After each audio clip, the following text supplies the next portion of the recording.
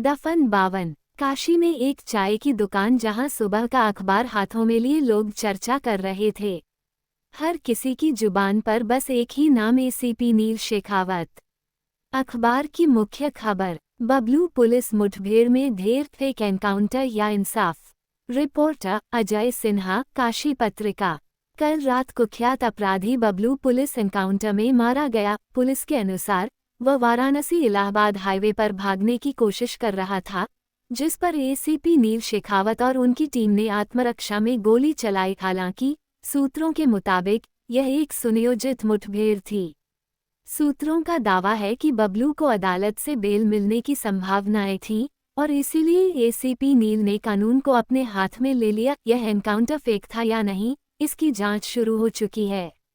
TV studio में news debate चल रही थी। एक बड़ी स्क्रीन पर बबलू के एनकाउंटर की तस्वीरें चल रही थीं। ब्रेकिंग न्यूज, काशी में बबलू का एनकाउंटर, पुलिस ने दिया न्याय या किया अत्याचार के साथ स्क्रीन पर दो हिस्सों में पैनलिस्ट बैठे थे। एक तरफ एसीपी नील शेखावत का समर्थन करने वाले और दूसरी तरफ वे जो इसे फेक एनकाउंटर करार दे रहे थे। स्टूडियो में न्यूज डिबेट चल रही थी। बड़े पत्रकारों और नेताओं के बीच गर्मा गर्म बहस हो रही थी। एंकर तेज आवाज में कह रहा था, क्या काशी में कानून खत्म हो गया है? क्या पुलिस को अब खुद ही जज, जूरी और जल्लाद बनने की छूट मिल गई है? नेता गोपाल मिश्रा, बबलू का समर्थन करने वाला प्रभावशाली नेता जो सरकार में मंत्री था, कहने लगा, ये पुलिस की खुलेआम गुंडागर्दी है। अगर ऐसे ही पुलिस वालों को खुली छूट मिल गई तो कल को ये हमें भी गोली मार देंगे। बहस में अपने क्रम में सामाजिक कार्यकर्ता कहता है, हर अपराधी को कानूनन सजा मिलनी चाहिए, न कि गोलियों से। यह एक फेक एनकाउंटर है। अगर बबलू दोषी था तो कोर्ट में साबित होता, मगर एसीपी नील शेखावत ने कानून को हाथ में लेकर लोकतंत्र पर हमला किया है। सीनियर रिटायर्ड जज जो एसीपी नील का समर्थन कर रहे थे, कहने लगा, कानून का काम अपराधियों को सजा देना है, लेकिन क्या होता अगर कोर्ट से बबलू को बेल मिल जाती? क्या फिर हम ये बहस कर रहे होते कि पुलिस ने नाकामी दिखाई?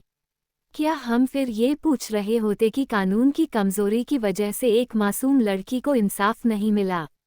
नेता गोपाल मिश्रा गुस्से में उंगली उठाते हुए चीख उठा, हम ये बहस नहीं कर रहे कि बबलू दोषी था या नहीं। हम ये बहस कर रहे हैं कि क्या किसी एसीपी को ये अधिकार है कि वह कोर्ट से पहले ही किसी को मौत की सजा दे। मैं इस पूरे मामले में उच्च स्तरीय न्यायिक जांच की मांग करता हूं।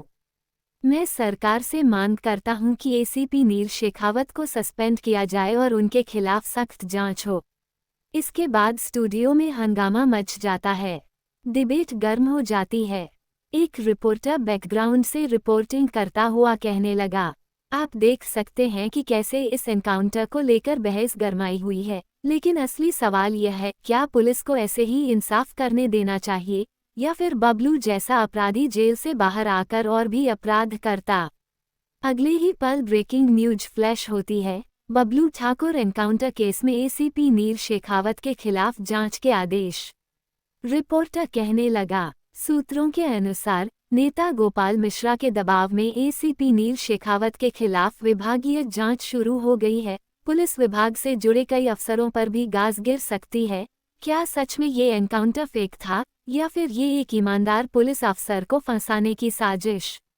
दूसरी ओर एसीपी नील शेखावत अपने ऑफिस में बैठे थे। उनकी टेबल पर कुछ फाइलें और सर्विस रिवॉल्वर रखी थी। तभी दरवाजे पर दस्तक हुई और दिग प्रवेश वर्मा अंदर आए। दिग वर्मा गहरी सांस लेते हुए कहने लगे, नील, मुझे पता है कि तुमने जो किया वो गलत नहीं था, पर सिस्टम के पास सबूत मांगने का अपना तरीका होता है। बबलू का एनकाउंटर सही था या नहीं, इसकी जांच अब जरूरी हो गई है। ऊपर से बहुत दबाव है। एसीपी नील मुस्कुराते हुए बिना किसी पछतावे के कहने लगे, मुझे पता था सर, ये होगा। गंदगी को साफ करने वाला अक्सर खुद ही सबसे बड़ा दोषी बना दिया जाता है ना? दिग वर्मा संकोच के साथ कहने लगे, मेरे हाथ बंधे हुए हैं नील, मुझे तुम्हें कुछ दिनों के लिए सस्पेंड करना पड़ेगा। कुछ सेकंड के लिए कमरे में सन्नाटा छा गया। फिर नील उठे। अपनी पुलिस की टोपी उतारी और उसे टेबल पर रख दिया। मुझे मेरी वर्दी छीनने का हक सिर्फ एक को है, मेरे देश को, लेकिन आज मैं इसे सिस्टम के गले में टांग रहा हूँ। देखते हैं ये कितने दिन झेल पाता है। इसके बाद वह डिग वर्मा को सैल्यूट करते हैं, फिर अपनी गन और बैज टेबल पर रखकर बाहर निकल जाते हैं। बाहर पुलिस फोर्स खड़ी थी, लेकिन सबकी आंखों में इज्जत थी, अफसोस नहीं। किसी ने एक शब्द नहीं कहा, बस एक सन्नाटा था जो बहुत कुछ कह रहा था। जॉन ने एक कुल्हड़ उठाया और अखबार को गौर से पढ़ते हुए अनिकेत से कहा, अनिकेत, हमारे पहुंचने से पहले ही शेखावत खबरों में आ चुका है। अनिकेत ने भौहें चढ़ाते हुए पूछा, मतलब? इसके बाद जॉन ने अखबार के कुछ हिस्से को जोर से पढ़ते हुए कहा, कल रात वाराणसी इलाहाबाद हाईवे पर जो एनकाउंटर हुआ उसे लोग फेक एनकाउंटर बता रहे, इससे सरकार ने जांच बैठा दी है और पन्ना पलटते हुए नील शेखावत को सस्पेंड कर दिया गया है। अनिकेत ने धीरे से कहा, ओह, तो हेडक्वार्टर जाकर शेखावत से मिलना बेकार है। तो अब क्या करें अनिकेत? कुछ नहीं, बस अब हम काशी पहुंच ही गए हैं तो शेखावत से भी मुलाकात हो ही जाएगी। फिलहाल हमें साइट के लिए निकलना चाहिए। अनिकेत की बात पर हामी भरते जॉन उठ जाता है। शाम होते होते अनिकेत और जॉन अपनी गाड़ी से साइट पर पहुंचे। जगह वीरान थी, जहां पहले दर्जनों मजदूरों की हलचल थी, अब वहां सिर्फ सन्नाटा पसरा हुआ था। चारों ओर मिट्टी के ढेर और अधूरी खुदाई के निशान थे। जैसे ही दोनों आगे बढ़े, नारायण उनकी ओर आता है। उसने अनिकेत को देखते ही कहा, प्रोफेसर साहब, आप आ गए। सभी मजदूर कहाँ हैं? वो तो चले गए। अनिकेत ने चारों ओर नजर दौड़ाए और गहरी सांस लेते हुए जवाब दिया, ठीक है, फिलहाल कोई खुदाई का काम नहीं कराना। बताओ नारायण, वो जगह कहाँ है जहाँ की मिट्टी धसक गई थी? नारायण ने सिर हिलाया और इशारे से उन्हें आगे चलने के लिए कहा।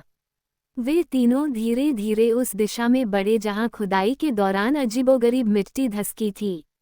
रास्ते में नारायण बोलता गया, साहब, कुछ अजीब था उस दिन। मजदूरों ने बताया कि नीचे से अजीब सी आवाज़ आई थी, जैसे कोई अंदर से खुरच रहा हो। फिर अचानक मिट्टी बैठ गई, मजदूर डर गए और काम छोड़कर भाग गए।